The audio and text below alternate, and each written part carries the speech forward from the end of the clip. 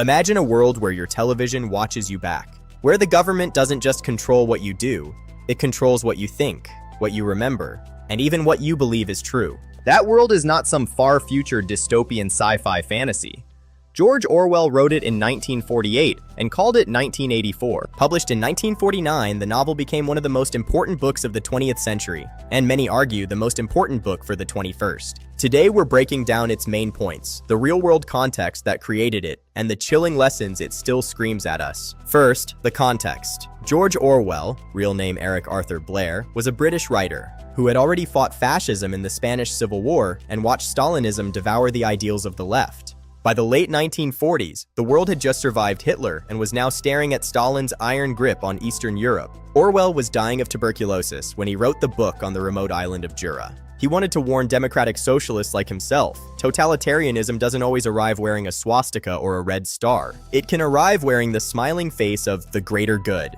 The year 1984 was deliberately close enough to feel possible. Orwell simply reversed the last two digits of 1948. He was telling his own time, this future is already being born. Now, the world of the story. We are in Oceania, one of 3 superstates that have divided the planet. Oceania is locked in an endless war with either Eurasia or Eastasia. The enemy changes, but the war never ends. At the top is Big Brother, a face on every poster whose eyes seem to follow you. Beneath him is the Party, which rules through 4 giant ministries. The Ministry of Truth, which actually fabricates lies. The Ministry of Peace, which runs the war. The Ministry of Love, which tortures dissidents. The Ministry of Plenty, which creates shortages. The party's 3 slogans are carved everywhere. War is peace, freedom is slavery, ignorance is strength. And the ultimate crime is thought crime, thinking the wrong thing.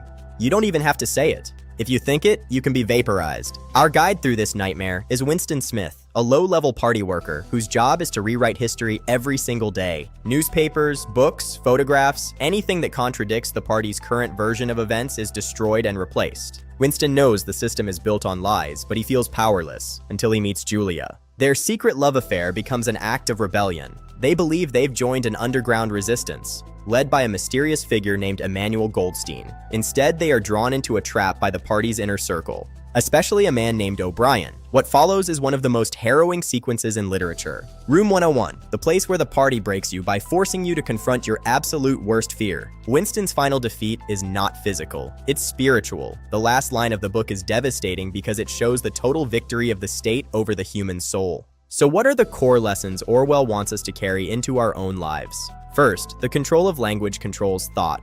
The party invents Newspeak, a language designed to make certain ideas literally unthinkable. Reduce the words, reduce the range of possible rebellion. Lesson: pay attention to how language is shrunk, twisted, or weaponized today. When debate is replaced by slogans, when nuance is labeled dangerous, Orwell is ringing the alarm. Second, truth is not what happened. It is what the powerful say happened. The party's ability to rewrite history at will is the ultimate form of domination. Lesson: a society that loses its shared factual reality cannot stay free. When institutions, media, or governments treat objective truth as optional, democracy dies. Third, surveillance destroys freedom even before it punishes it. The telescreens are always on. The thought police are always listening. People police themselves because they assume they are being watched. Lesson: mass surveillance technology didn't exist in 1949, yet Orwell predicted its psychological effect perfectly. The question isn't only are you being watched, it's how does the possibility change how you live? Fourth, power for its own sake is the final ideology. O'Brien tells Winston the party doesn't care about wealth or happiness, it cares only about power. Infinite, absolute power over another human being. Lesson: beware any political movement that becomes more obsessed with controlling people than with improving their lives. 1984 is not a prophecy, it is a warning. Orwell didn't believe the world would necessarily end up exactly like Oceania. He believed it could, if good people stopped defending truth, language, privacy, and individual dignity. The book ends in despair, but Orwell's life did not. He wrote it to arm us. So the final lesson is simple and urgent.